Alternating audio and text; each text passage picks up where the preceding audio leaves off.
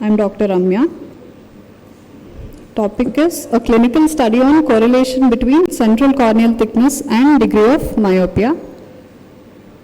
So, coming to the background, global burden of both myopia and glaucoma have increased rampantly in the recent times, and the undetected glaucoma cases have many factors to consider, out of which underestimation of intraocular pressure in thin corneas is often overlooked. So, which is seen in high myopes. That is the main perspective. Several studies that correlated or that tried to correlate relationship between central corneal thickness and degree of myopia showed conflicting results. So, the main objective is of the present study is to investigate the relationship between central corneal thickness and degree of myopia in patients visiting ophthalm department in Jimsar Institute of Medical Sciences and Research, Visakhapatnam. So, coming to methodology, study design, it is a hospital-based analytical observational study. Sample size, patients aged between 10 and 40 years, that is 80 patients and 160 eyes are taken. Study period 6 months, that is from Feb 2023 to July 2023.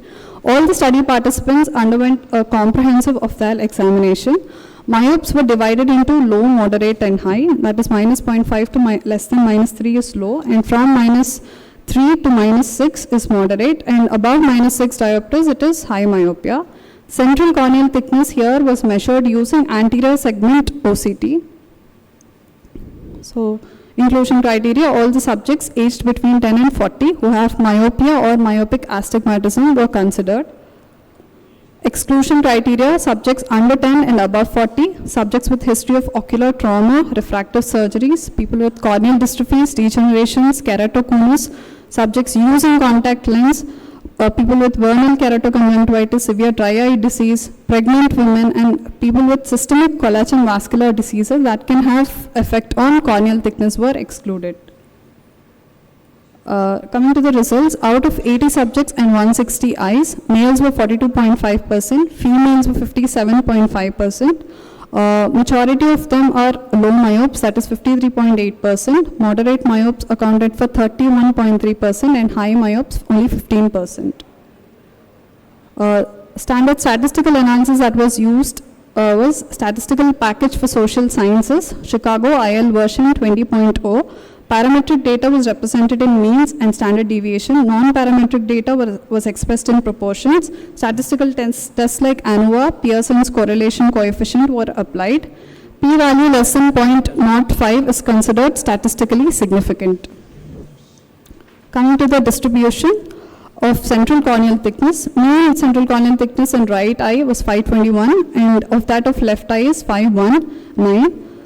Distribution of spherical equivalence, the average spherical equivalent of right eye was minus 3.5 and that of left eye is minus 3.4.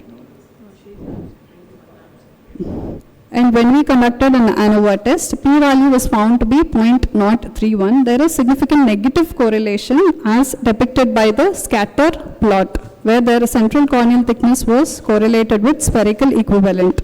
So, as the degree of myopia is increasing, the central corneal thickness was decreasing. So, coming to discussion, there were several studies that were conducted to investigate the correlation between degree of myopia and central corneal thickness, but they all showed many conflicting results. So, previous studies that produced negative correlation, just like this study, were Muthukrishnan V. et al. Conducted a prospective study on 156 subjects in 2018 and found negative correlation where p-value is 0.14. Similarly, Michael Mimoni et al. Conducted a large study on 30,245 individuals between the years 2000 and 2014 and found negative correlation, p-value less than 0.001.